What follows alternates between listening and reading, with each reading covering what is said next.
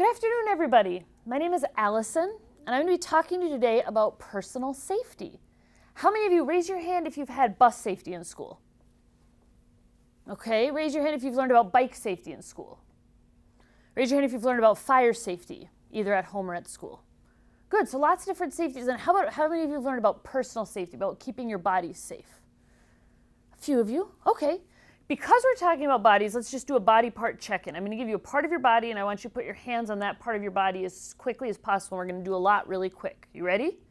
So knees, ears, chin, nose, forehead, elbows, shoulders, knees, gut.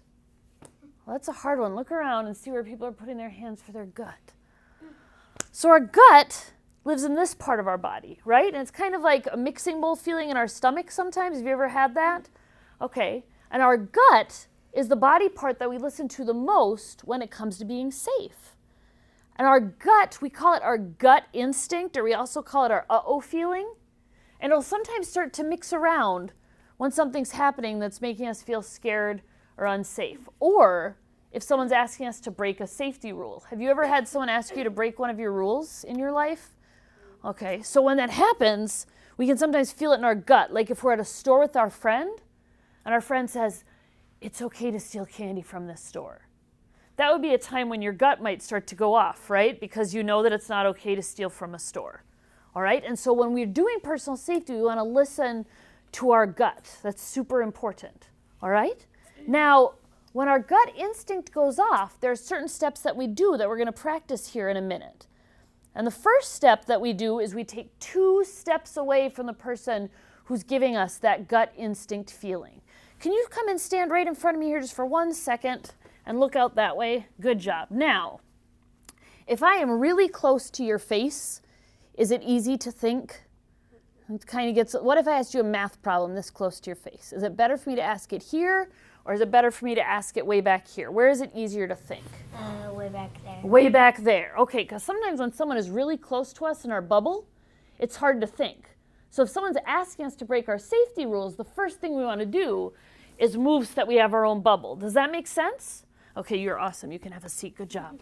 So we want to move. So because we're sitting, and you're doing a wonderful job of sitting, normally what we'd do is we'd stand, we'd take 2 steps back, but I want what you to do is to just lean back where you're sitting. So everyone lean back, pretend that's 2 steps back, and now come back to forward. Good job. So that's the first step, and we're going to practice all the steps. If someone asks us to do something that feels weird in our gut, or asks us to break our safety rule, we take 2 big steps back. So like you said, we have more room to think, right? The next thing that we do is we say no in a really clear, loud voice. Okay, and we're going to practice it in a second. When we say no, we never want to scream, because if we scream, no, people think we're just playing like a game of freeze tag, and they don't really pay attention, right? But we want to yell right from our gut, the same part of our body. So can everyone look right up at me and put your hands right on your gut? And we're going to say, I'm going to count to 3, and in a loud, strong voice, I want you to say no loud and strong. Okay, so I'll give you a count of 3. Here we go. 1, 2, 3. No! Okay, so that was at about a 5 for strong. Let's try to do a 10. Let's do it one more time. Okay, so hands here so we have room to breathe.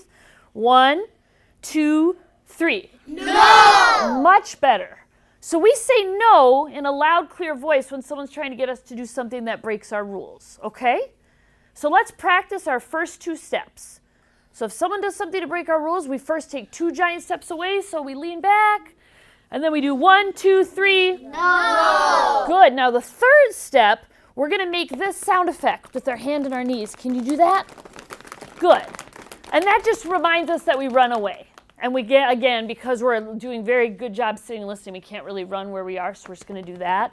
And then the last step is we find one of our 5 grown-ups to talk to. So turn your hand to 5 into a puppet, and turn it to your face, and turn it into a puppet to remind us to talk. And those are our steps. Now, every kid should have at least 5 grown-ups in their life they can talk to if someone's asking them to break our rule. It's kind of like a safety net. I only have 2. You only have 2. We're going to think and see if we can come up with 5 together. Because if we have a safety net and we're walking and something happens, we want to make sure that we have at least 5 people that can help keep us safe. Because sometimes the first person we tell doesn't know how to help us, and we have to keep telling. And sometimes it's the person on our list who's asking us to break our rules. So who can raise their hand and tell me who some of their 5 grown-ups are? Who's one of your 5 grown-ups? My teacher. Your teacher, okay? Who's one of your 5 grown-ups? My mom. Your mom, great. Who's one of yours? My teacher. Your teacher, what about you? Your dad. Dad, what about you? My sister. Sister, now here's the trick, and that's probably right, but your sister has to be a grown-up. She's my older sister. She's Wonderful. 13. Well, that's a good thing that we should bring up in the video.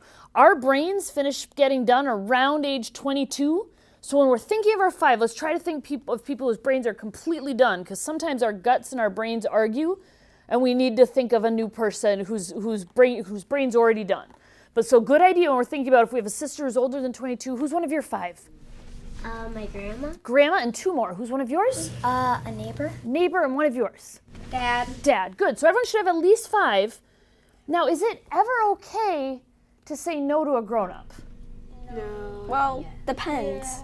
Let's think about it for a second. Give me a thumbs up if it's okay to say no to a grown-up, and give me a thumbs down if it's not okay. Let me see.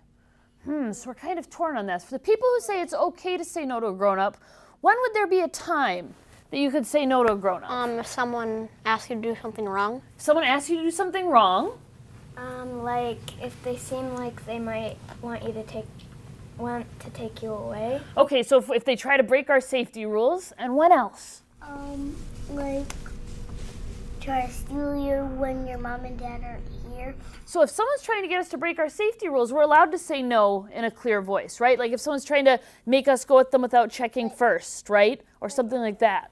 Yeah, what's your question? Maybe, well, another thing you could probably say no to if, like, your parents ask you a question, would you, like say if it was something like, do you want to go to the park today? You could say, or yes, that would be a thing you could say no on. Yep, and one last one. And you could also say no on, like, if somebody, like a stranger, when you're like walking down the street, asks you, like, where do you live? Then you could say, like, I don't want to tell you no. Yeah, now the weird thing about personal safety, we're talking about keeping our bodies safe today, it's usually the people we know that ask us to break our rules instead of people we don't know. So we're allowed to say no to any person, whether we know them or not, if they're asking us to do something to break our rules, okay? All right, so we take our 2 steps back, we say no, we get away, we find one of our 5. So let's practice that once, okay? So pretend that, and hands in your laps so that you're ready to go. All right, so let's pretend that you are walking home from school and your neighbor says, will you come in and look at my kittens? And you say, oh, I have to check first because I check first before I go into someone's house. And they say, no, come in and look at my kittens. And you say, no, I have to check first. And they take your arm and they start to bring you into their house. The first thing we do, everyone lean back. So we try to take 2 steps away from that person.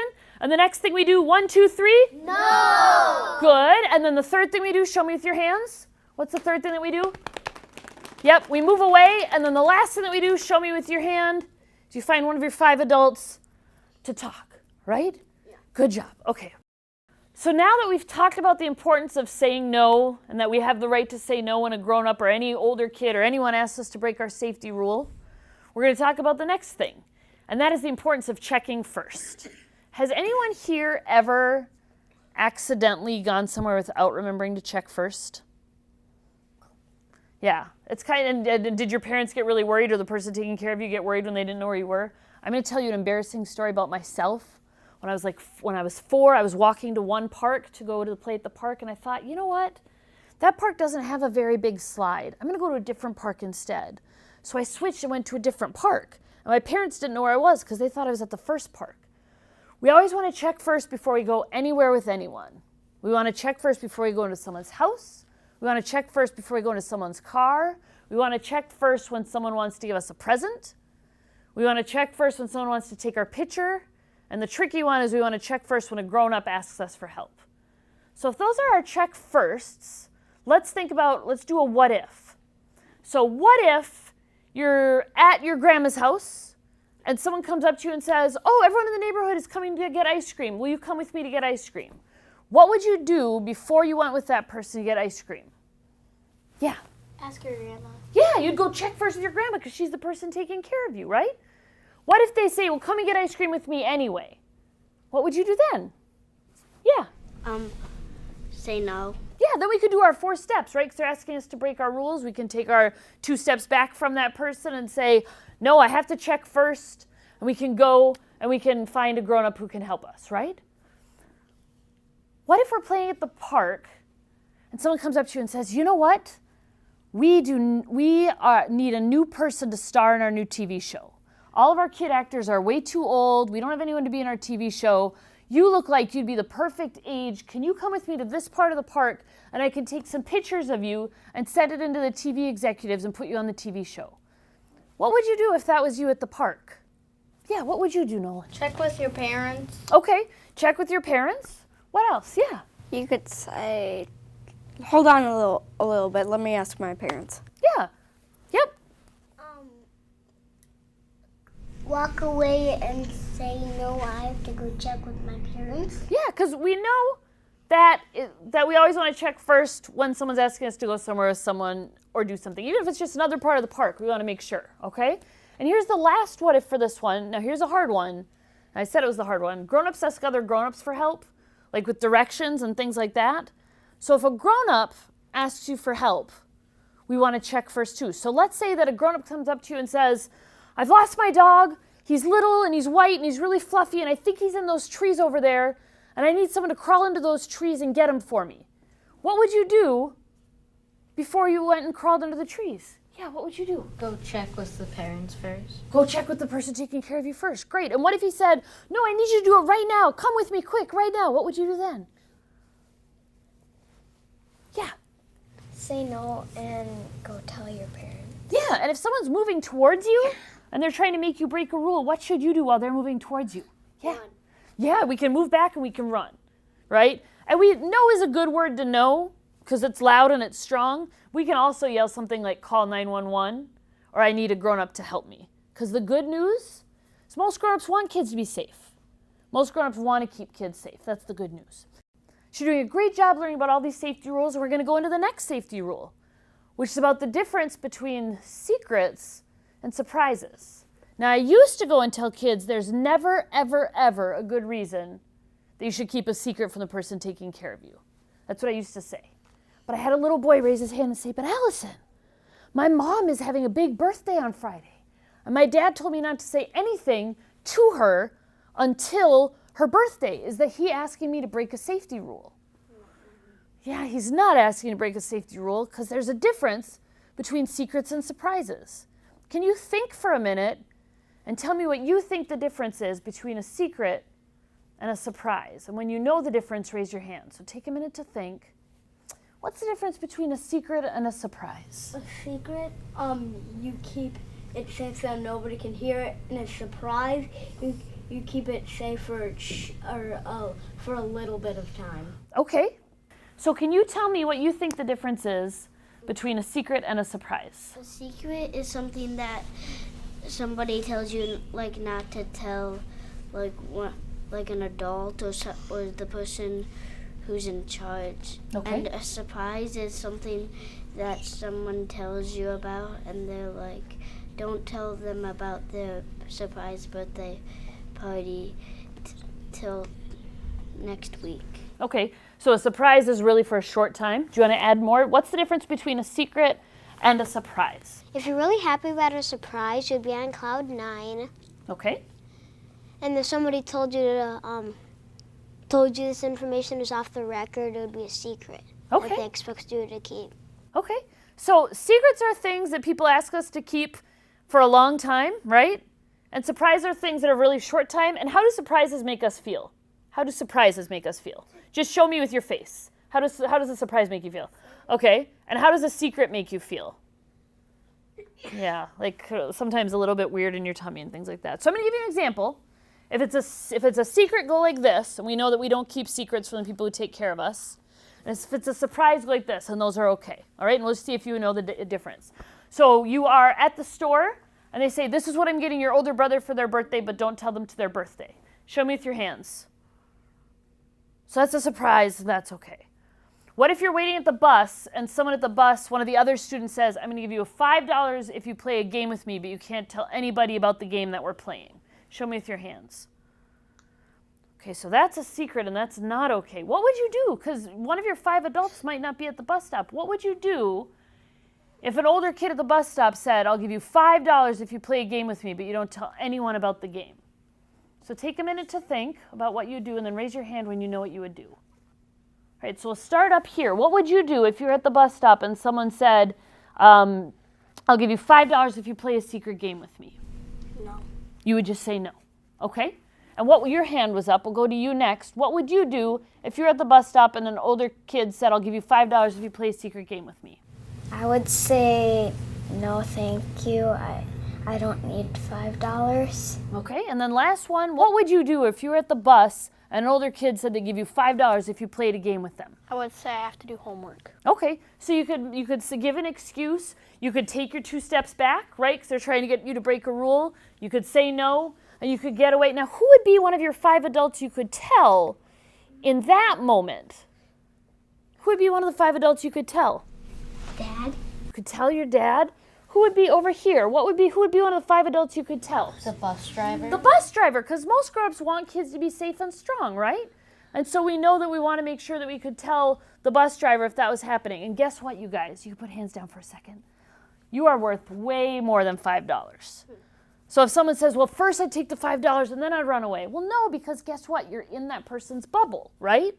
And one of the first things we talked about was making our own bubbles so we had room to move and we had room to think. So if anyone asks us to keep a secret, we know we don't keep a secret from the people taking care of us. Okay, so for the next part of the safety video, we're going to talk about touches. Now, we always want to talk about touches. There's never such thing as a secret touch. And we know that there are parts of our body that are covered by our swimsuit that are our private parts. Have you all been taught that? Okay. And with our private parts, we know that the only time someone would ever need to touch our private parts is to keep us clean and healthy. When would be a time that someone would need to touch your private parts to keep you clean and healthy? Yeah, give me one example. Like, say if you had a bunch of say if you got a cut somewhere and they needed to clean it out. Okay, so like a doctor would check to make sure it was clean and healthy. Who else? Your mom and dad? Your parents sometimes, right? If it's clean and healthy, like maybe if you have a little brother or sister, like diapering or changing or in the bath and things like that. So if it's a clean and healthy touch, we're always allowed to talk about it. We never have to keep a clean and healthy touch a secret. And sometimes, if we're not sure if it's a clean and healthy touch, like we've always had clean and healthy touches in the bath, but the person who's giving us the bath, it starts to feel a little bit uncomfortable or weird, or it starts to feel weird in our gut feeling like we talked about, we can talk to one of our 5, and we always have the right to say no to touches. But even if we freeze because we know the person or we're just worried or confused and we forget to say no, it's still never, ever the kid's fault. In fact, there are 8 evers. It's never, ever, ever, ever, ever, ever, ever, ever, ever the kid's fault. Will you do that with me? It's never, ever, ever, ever, ever, ever, ever, ever, ever the kid's fault. Yeah, because it's never the kid's fault if someone tries to touch us in a way that makes us feel scared or confused. And we always have the right to say no. And even if we don't say no, we can still tell one of our 5. Okay? Do you have a question about clean and healthy touches? If someone said when they were going to the bathroom, they said, after that, can I go? And they wanted to take a bath and they were cleaning someone, like their sisters or brothers, and they said, can I touch your private part? You would say no. Right. And so let me just say one more time, you have the right to your own body, and the parts of your body covered by your swimsuit are your private parts. And you shouldn't ever need to touch, if a grown-up asks you to touch their private parts, that would be a no. You know, you would say no and get away and tell someone and take those 2 steps back. The kind of odd thing is that some kids don't tell when someone breaks their body part rules. Why do you think kids don't tell? Why do you think kids don't tell? Because that person might have been their friend and they didn't want them to get in trouble. That's often it. It's often someone that they care about or love. They don't want to get them in trouble. One more example. They might be embarrassed. They might be embarrassed, and sometimes they might feel like it's their fault, but guess what? It's never, ever, ever, ever, ever, ever, ever, ever, ever the kid's fault if someone does something to break your rules. What if you told the first grown-up about a touch that wasn't a clean and healthy touch because you needed help and they didn't know how to help you? What could you do then? If you went and told the first grown-up and they didn't know how to help you, what could you do then? We'll start down here. What if you told a grown-up about a touch that you needed help because it didn't feel clean and healthy and they didn't know how to help you? Yeah, what if the grown-up couldn't help you? Then what would you do? Go to the next one. Go to the next one. We have at least 5 grown-ups we can talk to about it. So that if something happens, we want to make sure that we always have that safety net that can help us. So if the first grown-up doesn't know how to help us, we can keep asking until someone can. And the last thing that I want to talk to you all about today is that each of you is special and deserves to be safe. Kids are kind of like snowflakes, right? And each of you is special and deserves to be safe. And so if anyone does anything that hurts us, we have a right to ask for help. And if anyone does anything to hurt one of our friends, we can ask for help. Now here's a tricky what if. What if your friend comes up to you and says, the person who watches me when my parents are on vacation was asking me to play touching games and didn't want me to tell anybody about it. They wanted me to keep a secret. But don't tell anyone because I don't want anyone to know. Think about what you would do if you were their friend. If you would still tell a grown-up, give me a thumbs up. And if you would keep it a secret, give me a thumbs down so I can see what you would do. So the people who are saying they would still tell a grown-up, why would you still tell a grown-up? Can you tell me? Because the person who's being touched wouldn't feel so comfortable. Because the person who's being touched should be able to feel comfortable. Why would you tell in the back in the white? Why would you tell if your friend said please don't tell about the touches? Because you can't keep secrets from grown-ups. Okay, because you couldn't keep secrets from people taking care of you. And you have one more thing to add? Because your friend might be in trouble. Because your friend might be in trouble. And have any of you in this room ever hit yourself in the thumb with a hammer? Have you ever done that? Yeah. Show me your face if you hit yourself in the thumb with a hammer. What does your face look like when that happens? And I shoved a pencil in my thumb. Yeah, ow, right? So when we hurt our thumb, it's really hard to think about the cool things we're going to do this week, right? Or what we want to be when we grow up and things like that, because all we're thinking about is, ow. And when people are hurting kids, it's hard to dream our big dreams. And we don't know, someone in this room might break all the Olympic gold medals records. Someone in this room might be a teacher who teaches millions of kids how to read. Someone in this room might be someone who becomes, someone who cures one of our diseases. And if someone's hurting us, it's really hard to dream our big dreams. So if someone's hurting our friends, we want to remember that everybody's special, everyone deserves to be safe, and we want to get them help, right? Because we want to make sure that everyone can go to do our big dreams. And we also want to make sure we aren't hurting other people. We don't want to do anything that hurts somebody's feelings or hurts somebody's body safety rules, because we want everybody to grow up smart, right? And everyone to grow up safe. So here's your last what if. What if you're playing at a friend's house, that same friend who asked you not to tell anybody, and the person who watches them when their parents are on vacation tries to touch you in a way that makes you feel scared or confused? What would you do if you're at your friend's house and they're trying to say, okay, we're going to play a touching game with private parts, and you know that that's against your rule? What are some of the things that you can do? So I'm going to start here, and we'll go one at a time this way. Okay, so what would you do if you were at a friend's house and that happened? You could say, no. Okay, so you could just No, say thank no you. in a loud, clear voice from your gut. What would you do? You would take 2 steps back and say no. Let's try all 4 of those steps, and then I'll come to you 2, okay? So if someone's asking us to break our body safety rules, what's the first thing we do? We take 2 steps back away from them, and then 1, 2, 3, we say no. And then show me what you do third. You move to the person taking care of you, and then show me with your hand what our last thing is. We find one of our 5 and tell them. What if that child care person says that it was our fault? What would you say? What would you say? We would say, I'm going to tell the teacher that it wasn't my fault. Okay, and what would you say if the person said it was your fault? It wasn't my fault. They were trying to touch me. Okay, because it's never the kid's fault. And it's your turn. You were going to tell us what would happen to you if you were at your friend's house and the person watching the kids wanted to do a game that was touching private parts. What would you do? I'd say no, and then I'd leave the house and run to my house. Great. And maybe even call, if you can get to the phone. Were you going to add one more thing? I would go into the house and call my parents to come pick me up. So you could call and ask to pick you up. It could be a good idea to make up a code word at your house. A code word that means come pick me up right away. And so you could use that any time that you needed to, or if your parents sent someone to pick you up, like if they got hurt and they needed someone to pick you up from swimming, if that person knew the family code word, then you would know that they sent them. Does that make sense? The good news is most grown-ups want kids to be safe, and most grown-ups want kids to grow up safe and strong.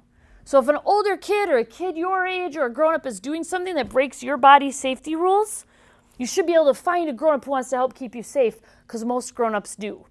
And remember, everyone in this room is special and has the right to grow up safe. So I want to end by asking you what you want to be when you grow up, because we talk about our big dreams and these things that we have. So I'm just going to go around and we're going to end, because we're all special. You might not know yet, that's fine. But let's end with talking about what we want to be when we grow up, because part of being safe is about thinking about all these cool things that are going to happen next. So what do you want to be when you grow up? Cop. A cop? What about you? A mom. A mom? Navy SEAL. A Navy SEAL? Olympian. Olympian? Artistic director. Artistic director? Orthodontist. Orthodontist?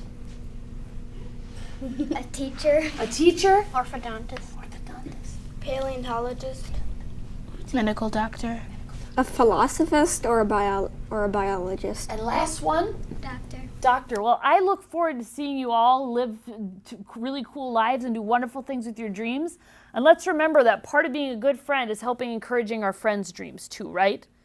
Wonderful. So let's give ourselves a round of applause for listening today. And thank you.